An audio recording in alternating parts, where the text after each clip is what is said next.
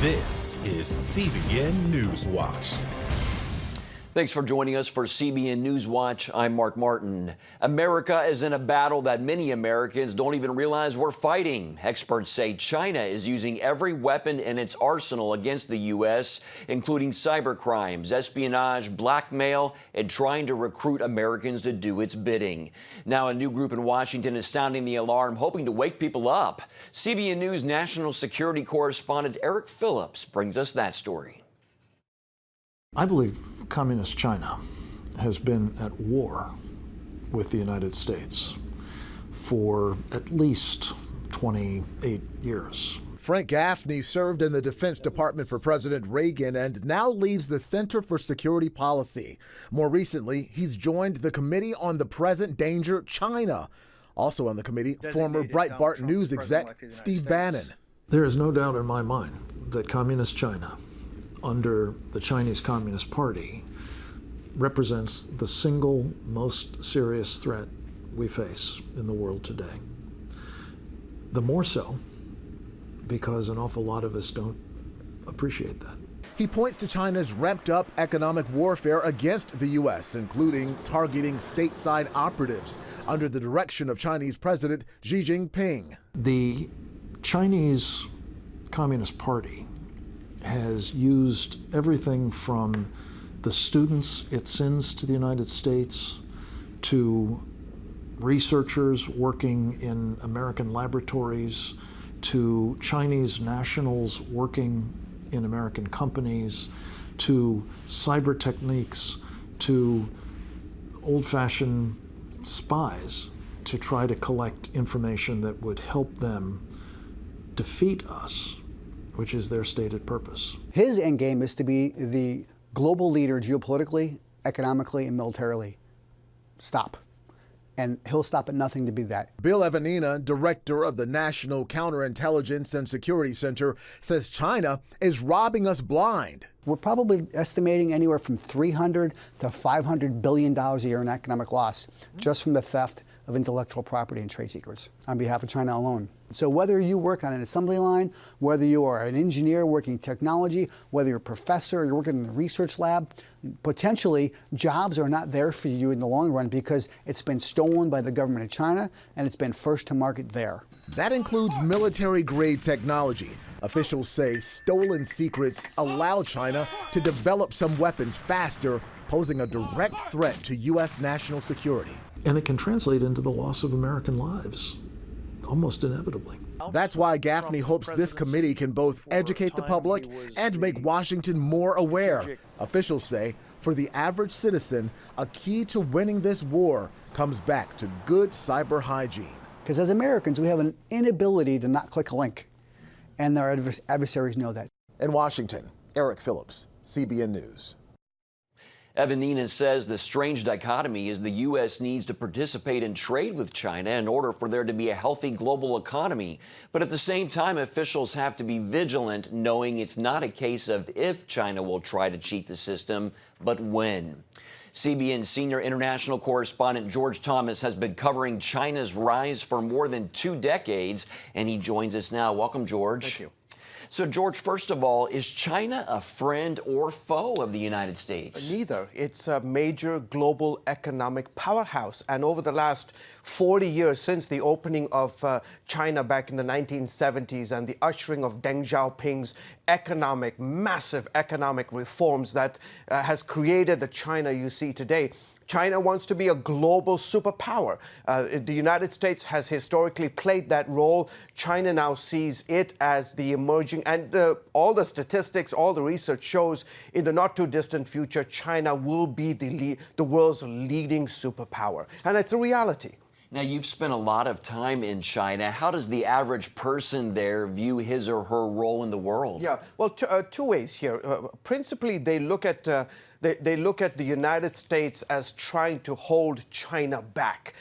They have a favorable view of the United States. They have a very favorable view of Americans. But they also know that they need to take their place in the global society, both economically, militarily, socially, on all spheres, just just as the United States has historically for such a long time dominated the global stage, they would like to see China do the same. But also keep in mind, it's the Asian mentality, you know, so they're not so aggressive in the sort of, you know, they're very diminutive in some ways, and would like to, you know, at the right time declare itself as a major superpower, and they are.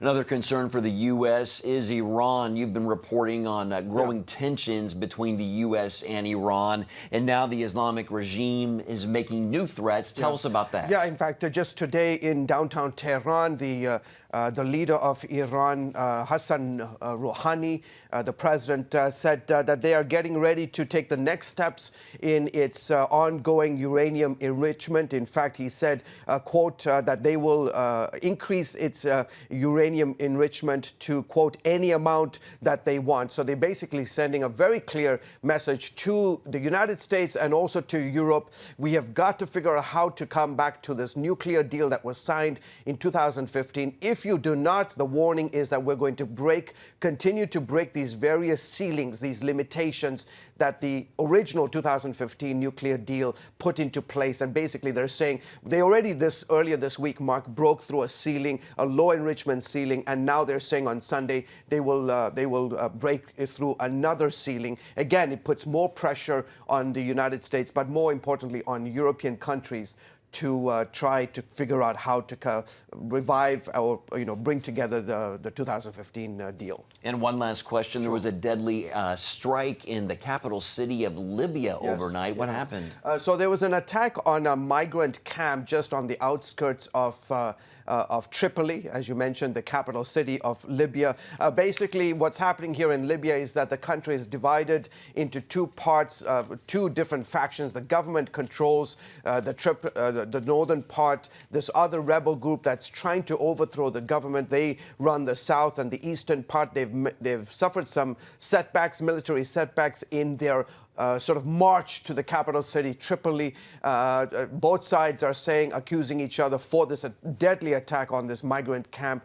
But again, keep in mind, this is a failed state. Libya is a failed state. We remember Benghazi. We remember what happened to our CIA operatives, you know, during the Obama administration. That, you know, every country that is a failed state, that has no sense of a government or a security apparatus in the midst of the vacuum, groups like ISIS, Al-Qaeda, Al-Nusra, all the sort of alphabet soup of Islamic terrorist organizations love to come into places like Libya. And so it's, again, one of those countries that continues to be a failed state. A lot to cover across the globe, that's for sure. George Thomas, thank you for your insights. As always, thank you.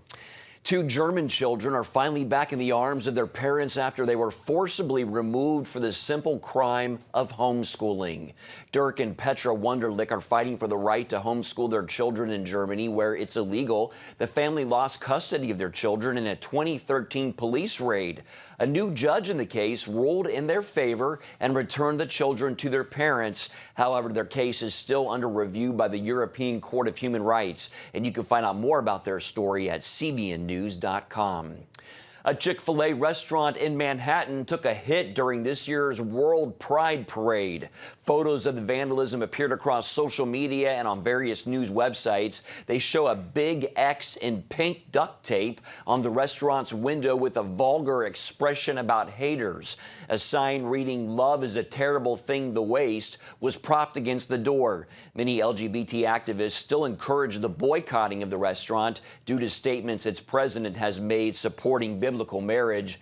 Nationwide, however, Chick-fil-A sales are strong. The nation's restaurant news reports that Chick-fil-A recently passed up Taco Bell and Subway to take the #3 spot in the industry.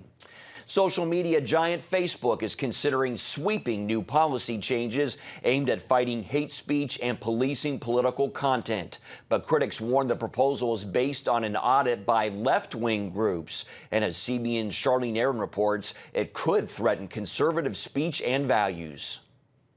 Facebook recently released a recent civil rights audit headed by former ACLU Director Laura Murphy, based on the recommendations of 90 liberal organizations. Dan Gaynor of the Media Research Center says relying on left-wing groups to define who should be protected and what defines hate speech directly affects Christians and conservatives. This is the second time we've seen Facebook wrap its arms around the product of the former head of the ACLU and 90 liberal groups, all getting basically control of the most powerful social media company in the history of mankind. MRC says the audit only addresses liberal issues while ignoring conservatives, and the new guidelines will inform every facet of Facebook's policies. Across the entire organization, everything from content, the product itself, advertising, and even human relations. So basically the hiring and firing. This is an organization that's already stocked with liberals, and now liberals are going to control more of who they hire. Topics highlighted by the audit include the census and the 2020 election. It also talks about suppressing hateful ideologies, which could be applied to those who oppose gay marriage and the LGBT agenda. Conservatives already believe they are discriminated against by social media companies. Blaze TV host Graham Allen was recently banned from Facebook after issuing a call to pray for President Trump. I made a video and I basically captioned it saying, "Real Christians pray for everyone." And a couple days later, I got a notification from Facebook that I had violated their community standards for hate speech. So they took the video down, they removed it. I got no appeal process, no anything. President Trump himself says he's been treated unfairly. So many people come up, they say, "Sir, it's so hard." They make it hard to follow. What they're doing is wrong and possibly illegal, and a lot of things are being looked at right now. So you just said that what the tech companies are doing may be illegal. Is there a role for the Justice Department in well, there finding could out? be, and I don't want to even say whether or not they're doing something, but I will tell you there are a lot of people that want us to. The president has invited conservative media critics to the White House for a social media summit later this month to discuss partisan bias on tech platforms. Charlene Aaron, CBN News. President Donald Trump is promising the, quote, show of a lifetime to celebrate the 4th of July tomorrow. This year, he's marshaling tanks, bombers, and other military hardware for an event designed to honor the U.S. Armed Forces on the National Mall. The president will also deliver a patriotic speech. Critics say he is politicizing the 4th and that the celebration will cost too much. But the president pushed back on that, saying, "We own the planes, we have the pilots. All we need is the fuel." Coming up, the harsh realities for more than 250 million widows around the world, many shunned and forgotten in their societies, and how we can answer a biblical mandate. Roman soldiers destroy the Second Temple of Jerusalem. Centuries of eyewitnesses say the temple treasures survived. But where are they? They went from Jerusalem to Rome, Rome to Carthage, Carthage to Byzantium. Historians are silent about what happened to it next. This is a bad omen. Hosted and narrated by Gordon Robertson. So does it still exist today? CBN Documentaries presents a story of mystery. Where is it? Calamity. Most of the victims were butchered. And destiny. The possibility to dig is impossible. Take a journey to find Treasures of the Second Temple, a CBN Documentaries presentation, coming July 8th. Remember for a moment what it was like to be a child. You believed every story you were told. You saw a world full of endless possibilities. What stories will the world's orphaned and at-risk children believe?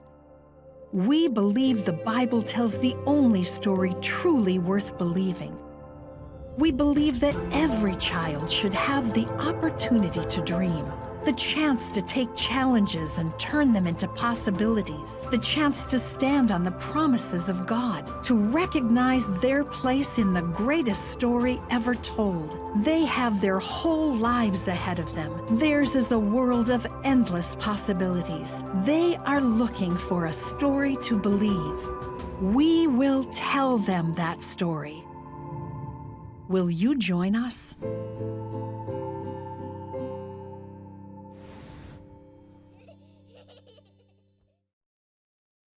Welcome back. If all the widows in the world were gathered into one nation, they would make up the 4th largest country on earth. The United Nations conservatively estimates 1 in 10 of the world's 250 million plus widows live in extreme poverty, often facing abuse, discrimination, and violence because they have no husband to protect them in cultures that don't value them. The Bible says in James chapter 1, verse 27, religion that is pure and undefiled before God the Father is this, to visit orphans and widows in their affliction and to keep oneself unstained from the world. Joining us now to talk about ways the church can fulfill this mandate to care for widows is Danny Yohannan, Vice President of Gospel for Asia. Danny, thanks for your time. Thank you. It's good to be here. Why are things particularly difficult for widows in most Asian cultures? You know, many of these cultures, especially in the Asian subcontinent, they live with a kind of honor-shame system, whereas in the West, we live with a guilt-shame system. And so when you have something like a husband dying and then the wife being blamed for the husband's death, it's kind of a shame thing that has been put upon her. And a lot of times the family disowns her. She's blamed for the death of her husband. She is the cause. She is the curse. And oftentimes they are ostracized or put out of the family or abandoned by their own family. It's quite heartbreaking where you have millions and millions of these widows, some of them young and some of them older, who have been literally pushed out, some of it because of cultural realities. But just because the husband dies, oftentimes she is the one that is blamed for his death. And so it's one of those things that may be a little bit hard for us in the West to grasp, but they are the forgotten people. They're the ones that are not remembered. And even in some of these cultures, you have the widows wearing kind of gray or white, and it's to publicly almost shame them in a way to say that they have no color. There is no joy left in their life, and so there is no value for this person. And of course, from our point of view, from the Christian faith, every single person is made in the image of God, and therefore they are valued and loved by God, and we are to love everyone around us. Amen. So, amen. And the pictures that we're looking at, just horrific images of what these women are going through. International Widows Day was observed recently. Tell us about Gospel for Asia's Sisters of Compassion ministry quickly. The Sisters of Compassion is with our field partners. They are these special, set-apart women that are reaching out to children on the street, widows, the slums. They go through special training for 6 months beyond the Bible college training that they've gone to. And especially in the Widows Island, where there's many, many widows who either have been kind of ostracized there or many who have been widowed because their husbands have been killed by tigers in some of these islands. Reaching out to them, practically helping them, going to their house and cleaning the houses, making sure, medically they're doing okay, helping them with food, clothing. In some of these opportunities, we're able to even give them just new clothing. And all of a sudden, there's joy back in their life, being practical when it comes to demonstrating the love of Christ in tangible ways. Another thing that we do is provide clean water. Gospel for Asia provides more clean water than pretty much anyone else in the entire world. And, providing clean water in access where a village where everyone is welcome means that these widows don't have to walk oftentimes miles away to get water from very dirty ponds and dirty rivers. That's awesome. Well, Danny, I'm going to have to stop you there, but thank you so much. And once again, Danny Yohannan with Gospel for Asia. We want to say happy 40th anniversary to your ministry. We appreciate your very important work. Blessings to you. Thank you. My privilege. Still ahead, it's a tapestry of light you have to see, telling an ancient biblical story like you've never experienced before. Life. It's meant to be lived fully. Jesus said it. I came to give you life. Life to the fullest. Life in your family. Life in your finances. Life in your body, mind, and spirit. life in your everyday.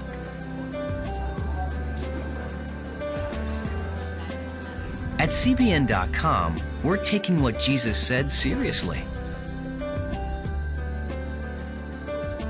We're here to help you discover life. Life.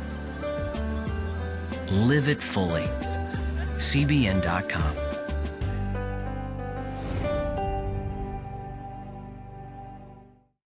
On October 1st, 1961, history was made when a tiny station began transmitting the first signals of the Christian Broadcasting Network. CBN, the Christian Broadcasting Network. And now, a new era has begun with the all-new CBN News Channel. Just moments ago, the Iron Dome intercepted an incoming rocket right on the Gaza border. Administering in this area, spiritual warfare is definitely involved. A 24/7 news network, bringing you the news you want from a source you can trust. In Kenya, 40% of the medical services are actually provided by these Christian hospitals. Let's talk about the economy. Believers here are joining together to win people to Jesus Christ. All your favorite shows now in one place. Go to CBNNewsChannel.com to find out how to get the CBN News Channel on your TV all day, every day. CBN News. The Museum of the Bible in Washington, D.C. is opening an exhibit that will plunge visitors from light to darkness to give them a whole new view of the end times. Paul Strand has this look at the tapestry of light. Visions in the book of Revelation have been with us for almost 2,000 years, but now here they are reinterpreted in a 21st century way. The Tapestry of Light exhibit at Washington's Museum of the Bible shows St. John's Apocalypse through massive tapestries stretching some 100 feet, but featuring new nanotechnologies that let the art go from light to phantasmagorical glow-in-the-dark images. Artist Irene Barbaras has been working on it for 2 decades. Light became a trigger, really, for people understanding a text that generally would put them into some type of state of fear. Amy Van Dyke is curating the cutting-edge exhibit. Science, faith, art, all of these things that perhaps have been very separated in the past. We're now bringing those all together in this. The intent is anything but bringing people down with a sense of gloom and doom. When most of the world is thinking about the horrors of war and the potential devastation of the environment and every other thing, for Christians, for those who believe in what the actual text says, there is something else coming afterwards. It's looking at the kind of hope that light can bring, that light is revelatory, that it illuminates the darkness. For as Revelation clearly shows, in the end, there'll be a bright new heaven and a new earth. The end within the texts of the Apocalypse is actually the beginning. Van Dyke likes how this Australian artist has inserted pieces of her own life and times to remind us these wild events at the end are coming to a very real world we live in. There's a jar of Vegemite that's in this, and it talks about the everyday things amidst the chaos of war, and that people will be eating and drinking, but not knowing when the coming of Jesus will be. The Tapestry of Light exhibit opens July 6th here at the Museum of the Bible and will go well into the year 2020. Paul Strand, CBN News, reporting from the Museum of the Bible. Are you suffering from feeling tired or worn out during the day? Can you not turn off your brain at night? You are not alone. Hi, I'm Dr. Michael Bruce, the sleep doctor, and I've partnered with the Christian Broadcasting Network, and we're gonna bring you some unbelievable information that you can use tonight to get a better night's rest. Wake up to your best life. Call 1-800-700-7000 or go to CBN.com to get your free copy of Protect Your Sleep today. If you want to be an attorney with a passion for serving people and for excellence, Regent University needs to be high on your list. Regent's award-winning law school doesn't just create lawyers. We create leaders, judges, prosecutors and defense lawyers, civil litigators, and leaders in government. My focus has been trying to really make sure we have the future leaders we need for the bench and the bar and for society generally. You'll learn from highly credentialed leaders who are current and former judges, distinguished scholars, and ACLJ counsel. I'm so glad I chose Regent. The relationships here have been amazing. The faculty have been amazing. Not everybody's called to the same thing when they leave law school. but they're called by God who has a purpose for their lives, and He is going to use that education to make a difference in the world. Regent will prepare you to be a purpose-driven, practice-ready lawyer. To start your rewarding law career, complete the online application, submit your transcripts, and take the law school admissions test by July. Apply today. If you want to be an attorney with a passion for serving people and for excellence, Regent University needs to be high on your list. Regent's award-winning law school doesn't just create lawyers. We create leaders, judges, prosecutors and defense lawyers, civil litigators, and leaders in government. Ready to become a purpose-driven, practice-ready lawyer? To start your rewarding career, complete the online application, submit your transcripts, and take the law school admissions test by July. Actress Patricia Heaton is best known for her roles in TV sitcoms like Deborah and Everybody Loves Raymond and Frankie in the Middle. Both were hugely successful programs, but she recently took on a real-life role of greater significance. Here's Studio 5's Ephraim Graham. They'll say I like it, I say yes, sister. Yes, sister. I like it. Patricia Heaton's earned her star in Hollywood and in the hearts of fans, making millions laugh. We will have left a mark on the world, and whatever that mark is, it has to fit into this freaking box! Away from the bright lights of the big and small screens, Patricia Heaton is making her mark on the world. Like visiting these women in Rwanda, in this village, working with the humanitarian organization World Vision. How many World Vision trips would you say you've taken? Rwanda is my fourth. I've been in Zambia, Jordan, and Uganda. What keeps you coming back? Well, what I've always loved about World Vision is the long-term impact that it makes, the transparency that the organization has, and every time I come back, I see more and more people lifted out of poverty, women getting educated. There's just all kinds of work that goes on, and every time I come back, I see the progress. What have you been able to witness since being here in Rwanda? As you know, Rwanda had the terrible genocide in '94, and not only were the people decimated, but the infrastructure, the whole country was decimated, and they were really starting from the ground up. And it's amazing to see what, through the Rwandan government's partnership with World Vision, what has been achieved here, especially economically, and with women, starting businesses like making baskets and sewing, buying livestock and selling them. How would you say visits like these change you? Sometimes with the atmosphere in our country right now, you can feel like things are terrible. You might feel depressed or despair, but you know, every time I come here, I just see that there's so much good in the world, and there's so many people that need help, and that just a small amount from any of us can really change a person's life. Amen to that. Well, you can catch the full interview on Studio 5 and much more entertainment news here on the CBN News Channel tonight at 9:30 Eastern. That's going to do it for this edition of NewsWatch. You can find more on the issues you care about most at cbnnews.com and can watch CBN News programs anytime on our CBN News Channel. Plus, tell us what you think about the stories you've seen here by emailing newswatch@cbn.com or talk to us on Facebook, Twitter, and Instagram. Hope you'll join us next time. Have a great day.